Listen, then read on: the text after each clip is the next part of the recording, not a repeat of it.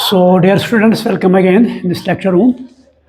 तो अगर आपको याद है तो कल मैंने कहा था जो हमने फिज़ोलॉजी का लास्ट लेक्चर दिया था कल, जिसमें हमने ग्रोथ और डेवलपमेंट जो था इसमें एबिसिसिक एसिड ग्रोथ हार्मोन या पीजीआर, तो इसका लास्ट लेक्चर था। तो वो कल हमने प्लांट फिज़ोलॉजी कंप्लीट की। तो अगर हम देखेंगे जो भी टॉपिक हमने कंप्लीट किया, इसमें मॉर्फोलॉजी आता है, एनाटमी आता है, इसमें फोटोसिंथेसिस आती है, रेस्पिरेशन, और उसके बाद ग्रोथ एंड डेवलपमेंट। ये तो हमने कंप्लीट किया कल तक। तो अब जिसे मैं कहता हूँ लवर बॉटनी, ये आज से हम शुरू करेंगे। तो इसमें पहला टॉपिक या पहला चैप्टर जो आपके सिलेबस में आता है, that is called as the living world. ये टाइटल है चैप्टर का, the living world. So means that तो हमने यहाँ वो चीज़ें पढ़नी है विच आर लिविंग, या दूसरे अल्फाज में मैं कहूँ, यहाँ पर हमने लिविंग थिंग्स,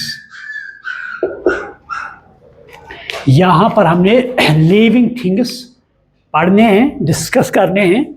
तो इसमें जो भी लिविंग थिंग्स वर्ल्ड में है, चाहे वो यूनिसेलुलर हो, चाहे वो मल्टीसेलुलर हो, चाहे वो एक्वेटिक हो, चाहे वो टेरेस्ट्रियल हो, व्हाटएवर लिविंग आर, या स्मॉल हो या बड़ा हो, तो ये सब हमने इनके बारे में यहाँ पढ़ना है। तो पहले मैं ये बताऊँ कि हम कैसे कहेंगे ये लिविंग थिंग नहीं है या ये लिविंग थिंग है ना।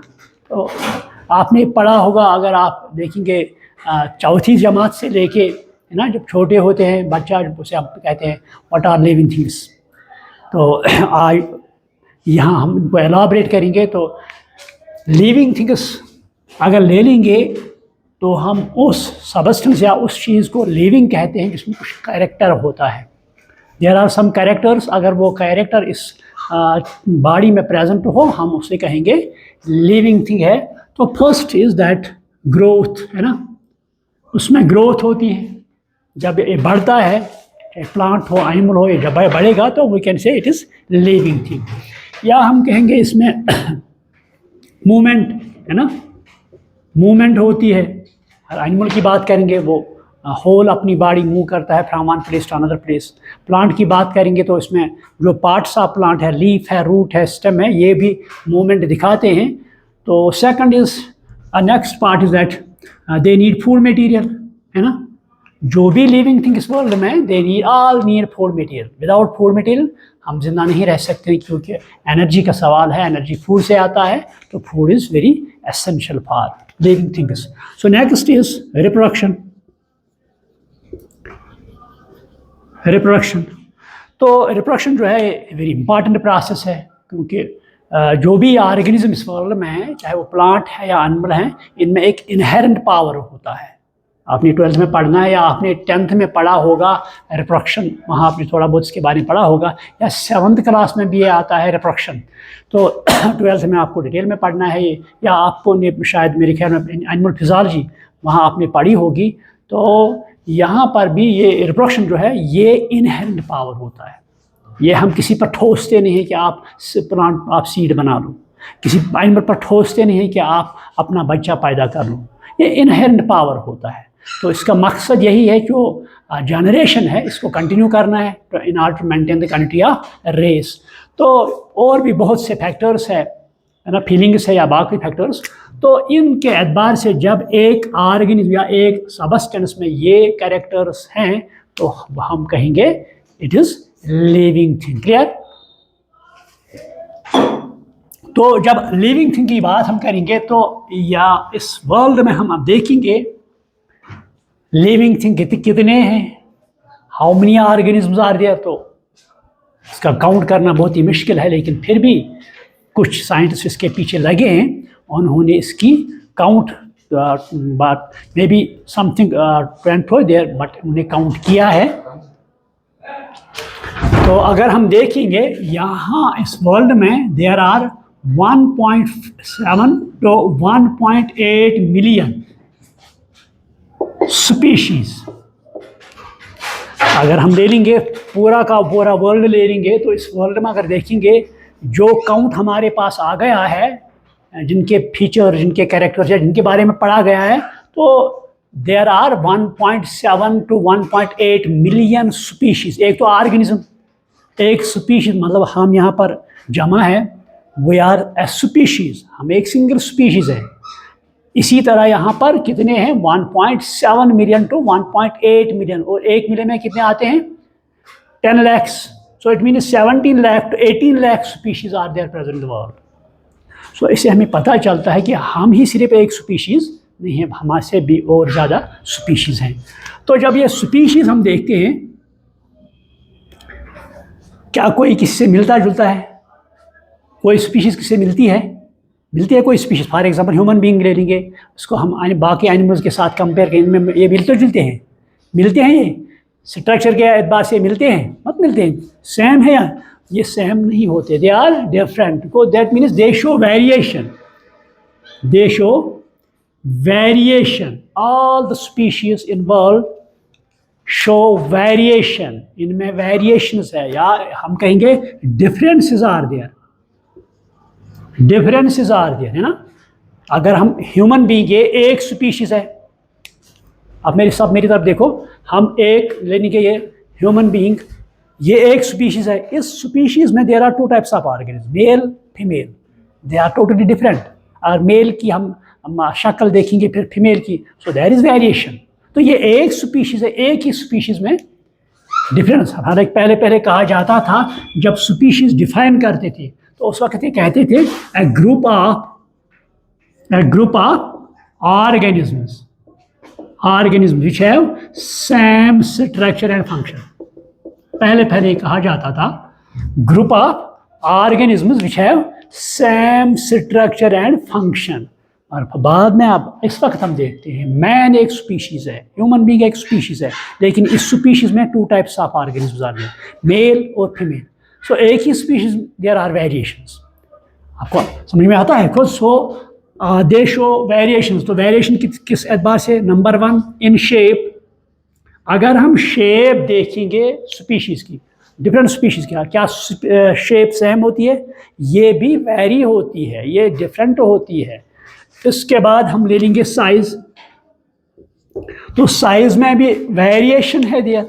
अगर हम यूनिसेलुलर ऑर्गेनिज्म ले लेंगे, amoeba, that is made up of 1 cell, तो उसके बाद इसके कंपेयर में रखेंगे elephant, the biggest terrestrial elephant, या व्हेल ले लेंगे, तो वहाँ तो हम एमोबा की क्या बात है, वहाँ हम भी घुसेंगे, इनके जो उसके आर्टरीज हैं हम भी घुसेंगे और स्विमिंग करेंगे उनके। तो यहाँ पर size, so it also varies. उसके बाद हम देखते हैं फंक्शंस। फंक्शन में भी देयर आर डिफरेंसेस। तो ये यहाँ पर हम देखते हैं there is variation and variability. आप लिखो देयर इज वेरिएशंस, या there are variations and variability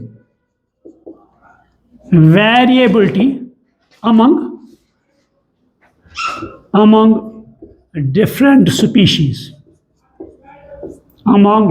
species. There are variations and variability among different species. So that phenomena is called as biodiversity. That is called as biodiversity. That is called as biodiversity. वो biodiversity और हम explain define करेंगे.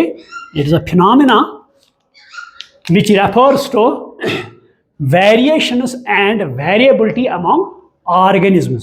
आपको समझ में आता है कि नहीं? यानी अगर आपको सवाल आएगा define biodiversity. So biodiversity is a phenomena that refers to variations and variability among different types of organisms. हम कहेंगे इन स्पीशीज भी also there is diversity. Clear?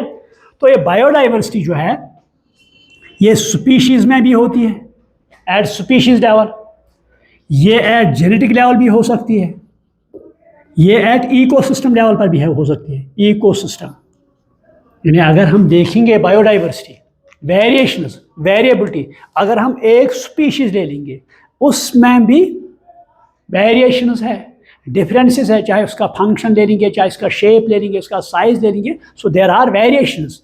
तो ये जेनेटिक मैकेनिज्म हम देख लेंगे।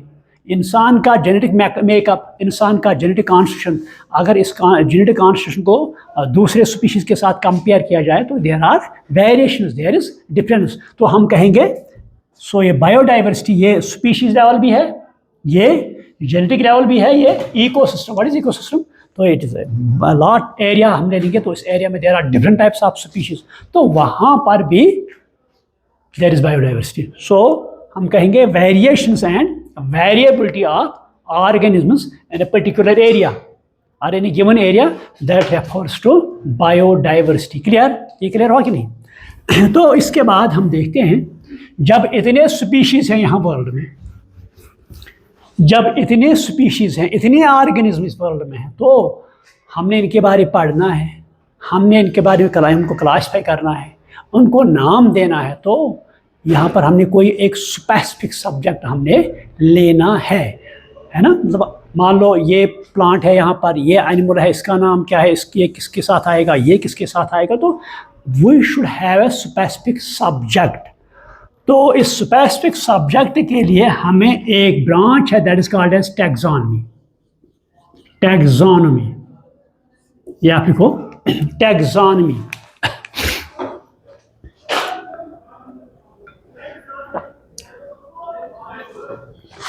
तो टैक्सोनॉमी ये जो है, ये एक ब्रांच है, चाहे बॉटनी की ले लेंगे या बायोलॉजी की ले लेंगे ब्रांच। तो इसमें एक ऑर्गेनिज्म अगर ले लेंगे तो उसमें हम 4 कैरेक्टर्स और पैरामीटर सामने रखते हैं। First is observation, first is observation, ठीक है। Second is identification, identification, identification. Third is nomenclature या नेमिंग हम कहेंगे, nomenclature, nomenclature. Fourth is classification, fourth is, तो कितने स्टेप्स आ गए? 4। हालांकि आपकी एनसीईआरटी है, वहाँ पर 3 स्टेप्स दे गए हैं, that is 1 is identification, second nomenclature, third is, मगर कुछ बुक्स में आप पढ़ेंगे ऑब्जर्वेशन और कैरेक्टराइजेशन। तो इसलिए मैंने ये समझा मुनासिब कि इस पॉइंट को मैं यहाँ मेंशन कर लूँ, ठीक है। कोई आपको बता सकता है कि आइडेंटिफिकेशन से पहले क्या है, तो वो ऑब्जर्वेशन। जब ये 4 स्टेप्स हम कंबाइन करते हैं तो ये एक ब्रांच बनाती है, that branch is called as taxonomy. ये एक ब्रांच बनाती है, that branch is called as taxonomy. आप ये देखो, taxonomy is a branch of biology that deals with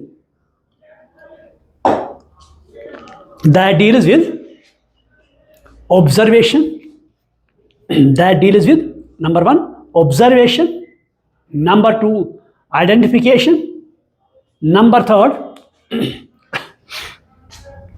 nomenclature, number 4 classification of an organism.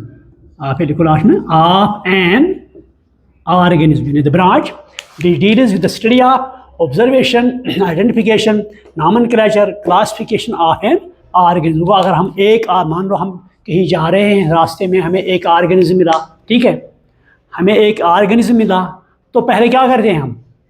First step क्या करते हैं? हम उसको देखते हैं, ऑब्जर्वेशन। तो उसके बाद आइडेंटिफाई, ये क्या है, ये प्लांट है भाई, है ना, पहले देखते हैं क्या है। तो उसके बाद आइडेंटिफाई करते हैं क्या प्लांट है या एनिमल है। उसके बाद नाम देते हैं हम इसे, भाई प्लांट तो है, कौन सा प्लांट है, एनिमल है, कौन सा एनिमल। उसके बाद उसको क्लासीफाई करते हैं, प्लांट तो है, अब किस में रखेंगे इसको, तो that is called as classification of an. और तो कभी कभी एग्जाम में आता है डिफाइन टैक्सोनॉमी। तो एक ऑर्गेनिज्म को क्लासिफाई करना है, उसका नाम देना है, तो क्या ऐसे ही दे देंगे, है ना। तो there is another term we use, systematics. Systematics, ये एक और टर्म है, सिस्टमैटिक्स। तो सिस्टमैटिक जो है, इसमें हम जो थिंग्स है इनको अरेंज करते हैं, यानी हाँ, जो भी मान लो यहाँ पर बहुत से थिंग्स हमारे पास हैं, तो उनको हम अरेंज करते हैं डिफरेंट ग्रुप्स में, but in A sequence, in A proper sequence, है ना। मान लो यहाँ पर इस तरह मैं बताऊंगा आपको 6 2 4 1 3 7, तो what are these are numbers, क्या ये सीक्वेंस में है? These are in jumbling pattern, तो इनको सीक्वेंस में लाओ, 1 उसके बाद 2 आएगा, उसके बाद 3, इसके 4 5 6 7, that is called as sequence. So that pattern is called as systematics. हम किसी भी ऑर्गेनिज्म को अरेंज करेंगे या डिफरेंट टाइप्स ऑफ ऑर्गेनिज्म को अरेंज करेंगे इन ए सिस्टमैटिक वे। तो आप लिखो सिस्टमैटिक्स रेफर्स टू, आप लिखो systematics refers to arrangement of organisms in a proper sequence, in a proper sequence, in a proper sequence, or in a systematic way, proper sequence or in a systematic way। तो बहुत से scientist आए, उन्होंने ये काम किया है ना। तो अगर आप एनसीईआरटी देखेंगे तो एनसीईआरटी का पहला पेज अगर देखेंगे, यहाँ पर लिखा है, यहाँ से स्टार्ट होता है living world, the living world, उससे पहले पेज आता है have you gone through NCERT, पढ़ी है, देखा है, तो पहले इसका पेज आता है। तो इस पेज पर एक साइंटिस्ट की तस्वीर दी गई है वहाँ पर। आप मुझे बता सकते हैं इसका नाम क्या है? एक साइंटिस्ट है, पहले उसका फोटो दिया गया, तो उसके बाद उसके मुताबिक थोड़ी सी बायोग्राफी दी गई है, पढ़ा है। इसीलिए मैं कहता हूँ हर एक चीज़ जो भी आपकी एनसीईआरटी में, खासकर बायोलॉजी में, उसको पढ़ लो। तो वहाँ पर एक साइंटिस्ट है, या बॉटनिस्ट या बायोलॉजिस्ट कहेंगे, that is called as Ernest Mayr. Ernest Mayr ये एक नेचुरलिस्ट था, बायोलॉजिस्ट था। ही इज कॉल्ड एज, ये आपको ये कभी कभी आता है नीट में भी, he is called as evolutionary biologist. Evolutionary biologist,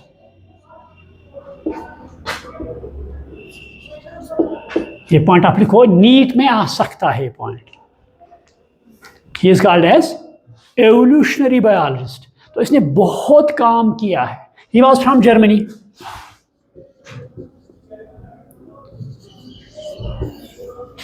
he was from Germany, तो बहुत काम किया है, चाहे एवोल्यूशन के एतबार से, एवोल्यूशन ले लेंगे, इसमें बहुत काम इसने की, या अगर हम क्लासिफिकेशन या बाकी सब बॉटनी बायोलॉजी के डिफरेंट एस्पेक्ट्स में बहुत काम किया है इसने। He is called as also present Darwin of the world, present the Darwin of the world, ये भी ऑब्जेक्टिव आ सकता है। आप तो डार्विन के बारे में आपने पढ़ा होगा, नेचुरल सिलेक्शन थ्योरी या एवोल्यूशन के बारे में बहुत कुछ दे दिया। तो इसने भी बहुत काम इस पर एवोल्यूशन पर किया। ये 2004 में इसकी डेथ हुई है। तो उसको 3 आई कैन से प्राइज़ से नवाजा गया। तो उससे और एक नाम भी इसी नाम से पुकारा जाता है, that is called as triple crown of biology. ये आप लिखो, हो सकता है क्योंकि जो पिछले साल का नीट आया था उसमें रिडक्शनल बायोलॉजिस्ट का आया था, है ना। तो एवोल्यूशनरी बायोलॉजिस्ट है। 3 पॉइंट आप यहाँ ले लेंगे इन पर याद। First is evolutionary biologist, second is Darwin of the present Darwin of the world, third is triple crown of biology. ये पॉइंट्स आप, तो उसके बाद आप जाएंगे घर में, वहाँ आप फर्दर इसके बारे में वहाँ पढ़ेंगे तो उसने और क्या क्या काम किया वहाँ पर। तो ये मैंने मुनासिब समझा क्योंकि ये पॉइंट्स आते हैं। तो बहुत से साइंटिस्ट आए, उन्हें इस चाहे सिस्टमैटिक्स थी चाहे टैक्सॉनमी थी, इस पर अपना काम किया।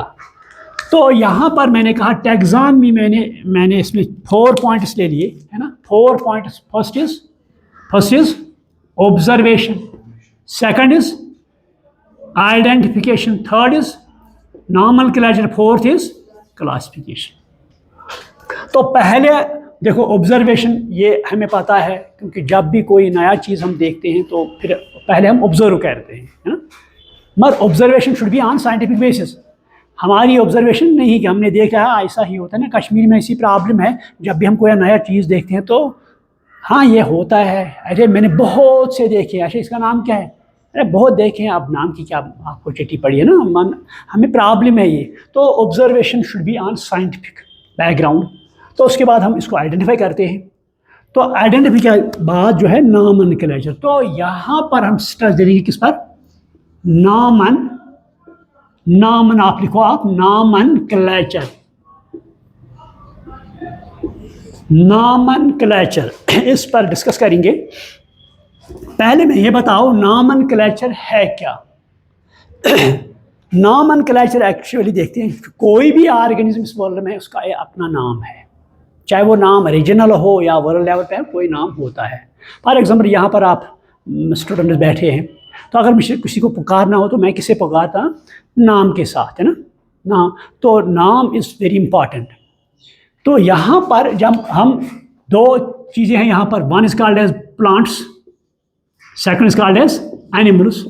तो प्लांट्स और एनिमल्स को जब हम नाम देते हैं तो इसके लिए हमें नॉमेनक्लेचर स्टडी करना पड़ता है। तो नॉमेनक्लेचर आप लिखो, it refers to scientific, it refers to scientific naming, it refers to scientific naming of the organisms, and nomenclature refers to scientific naming of the organism। हम इसे एक ऑर्गेनिज्म को नाम देते हैं but on the base of scientific background, तो उस पर हम इसे नाम देते हैं। तो इस नेमिंग, क्या ये आज शुरू हुई, क्या ये कल शुरू हुई, क्या ये पहले से शुरू हुई। अगर हम ह्यूमन बींग्स ले लेंगे तो नेमिंग जो है जब से इंसान दुनिया में आया है तब से नॉमेनक्लेचर शुरू हुआ। हाँ अलबत्ता जो इसका यूटिलिटी थी या इसके पैटर्न थे, हम मतलब नेमिंग के वो डिफरेंट थे, मगर नेमिंग जब भी इंसान आया दुनिया में तो नेमिंग या नॉमेनक्लेचर। तो यहाँ पर अगर हम इसकी हिस्ट्री पर जाएंगे थोड़ा सा मैं बताऊँगा। It was first of all Cato, एक साइंटिस्ट था नोन एज कैटो। तो इसने एक बुक लिखी है, he was before 200 BC, before 200 years of हज़रत ईसा या उससे कहेंगे। तो उसने एक बुक लिखी है that is called as De Re Rustica, D Re रास्टिका, ये उसने एक बुक लिखी है, डी री रास्टिका, ये इंग्लिश टर्म नहीं है, डी री रास्टिका।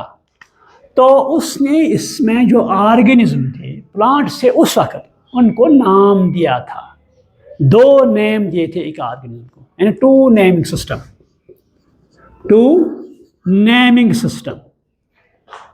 तो उसके बाद और एक साइंटिस्ट आया दैट इज कॉल्ड एज डिकनडोल।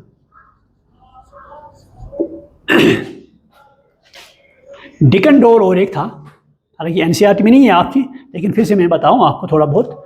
तो डिकनडोल एक साइंटिस्ट था, उसने एक बुक लिखी that is called is Theorie elementary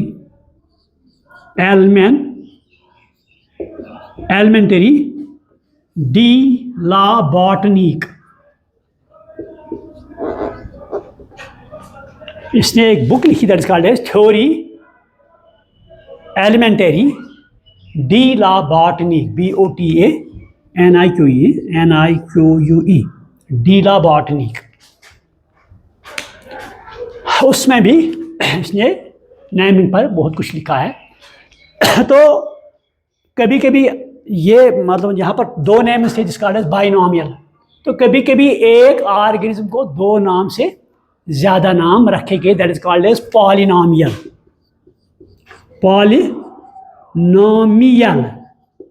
जिसमें एक ऑर्गेनिज्म जो है इसके दो से ज़्यादा नाम रखे गए। फॉर एग्जांपल एक प्लांट, मुझे तो नाम इसका कॉमन नेम याद नहीं आएगा, तो आप लिखो, उसका नाम रखा गया था एथाया मॉड्रोप्थियाना टुंड्रोफोलियो मोली। तो ज़बान आप अपनी ज़बान को थोड़ा कंट्रोल करेंगे कहीं ये नीचे न जाए। आप लिखो अथया, एथया ATHIA, एथया मॉड्रोप्थियाना टुंड्रोफोलियो मोली। तो इसमें बहुत से नाम दिए गए, तो बाद में पता चला अरे यार हमें गाँव नाम ही चाहिए, हमें इतना इसमें झंझट, मतलब इस झंझट में हमें घुसना नहीं है जहाँ हमारी ज़बान भी जाएगी। अथया आपको मतलब ये कोई पूरे मतलब सवाल तो इसके बारे में नहीं आएगा, लेकिन फिर भी मैं कहता हूँ कि हिस्ट्री जो है इसमें क्या था पहले, अथया मॉड्रोप्थियाना टुंड्रोफोलियो मोली। तो this called as polynomial nomenclature. लिखा आपने एथया मॉड्रोप्थियाना टुंड्रोफोलियो मोली MOLI। This is called as polynomial. तो बाद में देखा गया नहीं हमें ऐसा नॉमेनक्लेचर नहीं चाहिए, तो क्योंकि इससे बहुत परेशानी होगी, तो इतना कहाँ हम याद रखेंगे। तो उसके बाद सिट्रस अब दी गई कि नाम जो है छोटा होना चाहिए। तो बाद में एक साइंटिस्ट आ गया, that is called as Linnaeus, Carl Linnaeus. पढ़ा है, सुना है इसका नाम, Carl Linnaeus. He was a botany professor, Dutch. He was from Dutch. Carl. तो लिनायस अगर देखें, लिनायस मीन्स प्लांट, यानी इसका नाम जो है, नाम का माने है plant. It's very interesting. लिनायस means plant. तो ये ही वॉज बॉटनी प्रोफेसर। तो उसने बहुत काम की इस, he is called as father of modern, ये आपके NCERT में शायद है, father of modern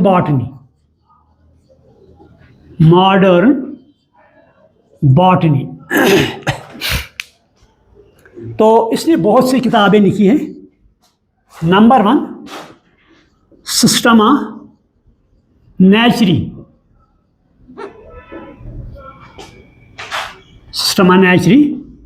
number 2 species प्लांटैरम,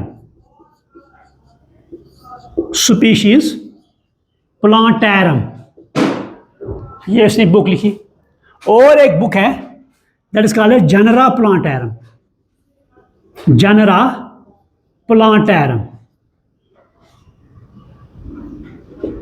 ये तो इंग्लिश लैंग्वेज नहीं है, इसीलिए आपको थोड़ा टिपिकल लगेगा।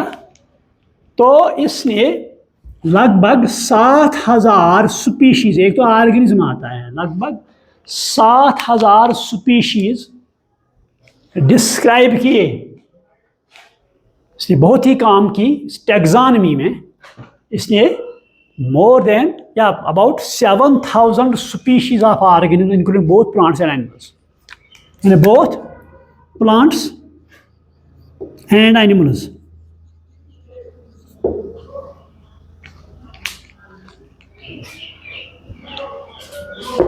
तो इसको हम फादर ऑफ मॉडर्न बॉटनी भी कहते हैं, और फादर ऑफ टैक्सोनॉमी भी कहते हैं, फादर ऑफ क्लासिफिकेशन भी कहते हैं। तो इसके बाद ये लिखा, तो उसके बाद जब नेमिंग आई तो पहले मैंने कहा नॉमेनक्लेचर, बाद में इसके बाद एक कॉन्फ्रेंस हुई that is called as international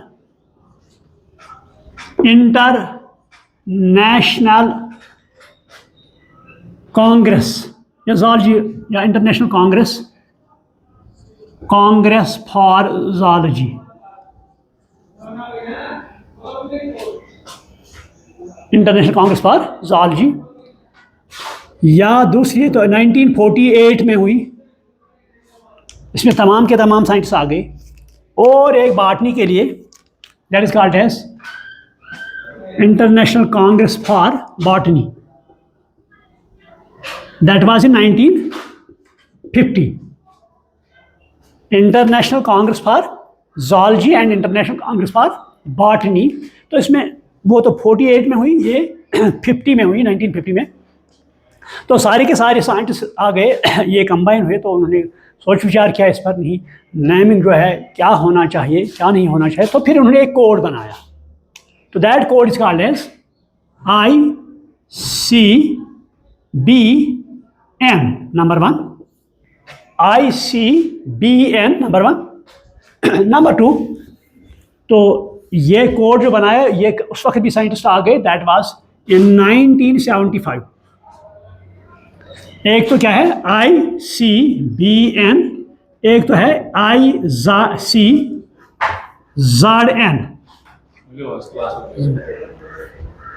एक तो क्या है ICBN, एक तो क्या है ICZN। ICBN क्या है? It stands for international code for botanical nomenclature. Botanical nomenclature. तो ये ICZ है, it refers to international code for zoological nomenclature।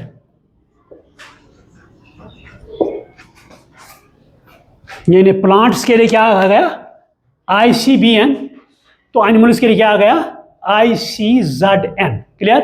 उसको कभी कभी ऑब्जेक्टिव आ सकता है, ICBN स्टैंड्स फॉर या ICZN स्टैंड्स फॉर। चाहे नीट हो सकता है, नीट में भी आ सकता है, ये नहीं आप इजी ले लेंगे तो इतना इजी क्वेश्चन है कहाँ आएगा, आता है। फिर यही क्वेश्चन बच्चे को गलत होता है क्योंकि वो ज़्यादा सीरियस में नहीं आया, कहता है कि ये तो बहुत ही इजी क्वेश्चन है, नहीं आ सकता है, ये फिर आता है, यही फिर बाद में गलत होता है।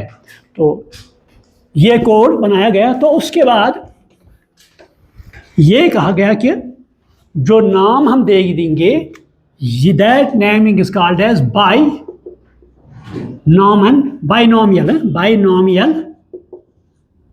Nomenclature. Binomial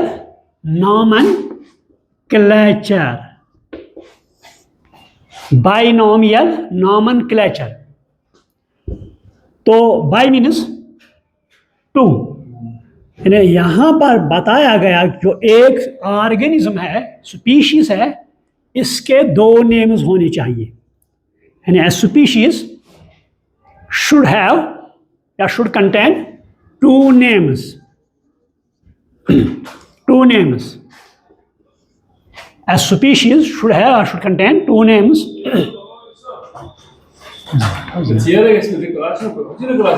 Outro ele pode trazer para uns dois satu sebelas. Pode passar bem. 2 names. One is called as generic name. Second is called as species name.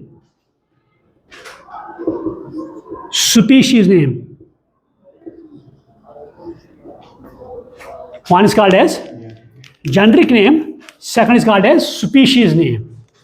तो species जो है दिस इज एडजेक्टिव, ये आप लिखो species is adjective. species is adjective. For example हम mango ले लेंगे, यहाँ पर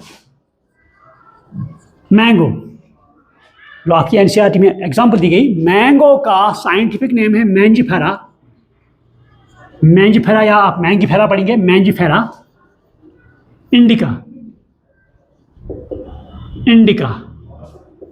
तो यहाँ पर दिखाया गया जो this one is called as generic name या genus. First is genus, second is species या स्पेसिफिक नेम। तो जेनरिक नेम जब हम स्टार्ट करेंगे, it should be start by capital letter.